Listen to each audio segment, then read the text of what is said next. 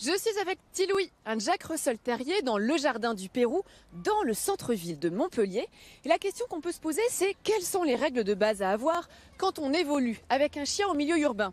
C'est Karine, éducatrice canine, qui va nous répondre. Karine, quel est l'indispensable de base? La priorité pour des propriétaires de chiens, c'est la socialisation de son chiot. Alors, ça consiste en quoi? Dès l'arrivée à la maison, dès le plus jeune âge, habituer son chien à des bruits urbains tels que des voitures, des motos, des cyclistes, des enfants qui courent. Tout ça pour éviter des peurs et donc des accidents. Bon, ça c'est la base. Alors ensuite, j'ai envie que ma promenade soit agréable. J'ai envie que mon chien ne tire pas. Comment je fais?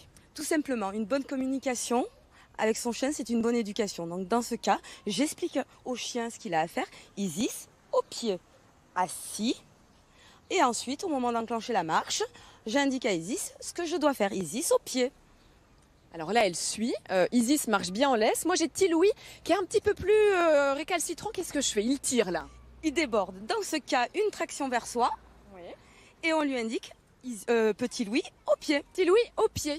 Et un renforcement positif pour féliciter le chien. Alors, renforcement positif, c'est la caresse. C'est aussi « Oh, c'est bien Tiloui !» un verbal ou c'est une friandise. Après, une autre solution aussi, c'est Tiloui, quand il tire, il a envie d'aller tout droit. Dans ces cas-là, moi, je ne vais pas lui donner raison. Je vais faire demi-tour, je vais l'amener ailleurs.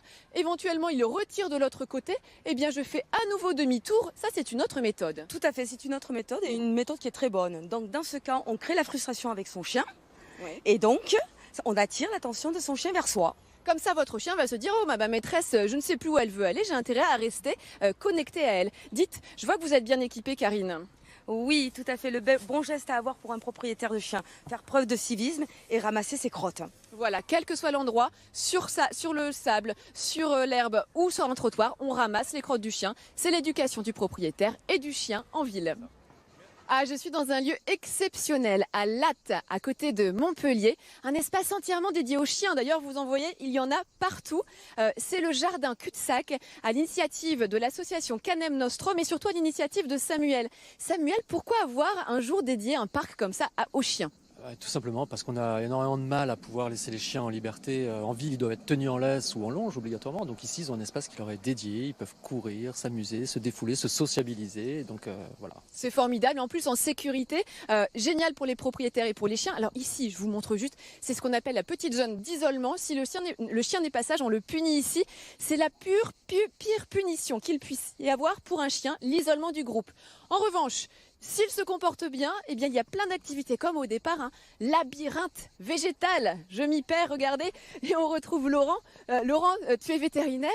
Toi aussi, tu amènes ta chienne Jungle. Alors là, elle est partie. Qu'est-ce que ça lui apporte de venir ici? Le labyrinthe, ils adorent faire des jeux de poursuite dedans. Et on peut aussi cacher des objets pour stimuler leur odorat, qui est, comme vous le savez, un sens très développé chez eux. Et qu'il faut stimuler. L'avis du vétérinaire. Je continue. On continue le labyrinthe. J'en sors à balayer la jungle. Regardez. Et ça sort de partout. Regardez ici. Ça court partout. Et on va direction le dernier espace de ce lieu, de ce parc jardin cul-de-sac. C'est comme un parcours d'agility ici, avec de nombreux obstacles, des ballots de paille sur lesquels sauter, des labyrinthes, des tunnels, de quoi stimuler l'activité des chiens.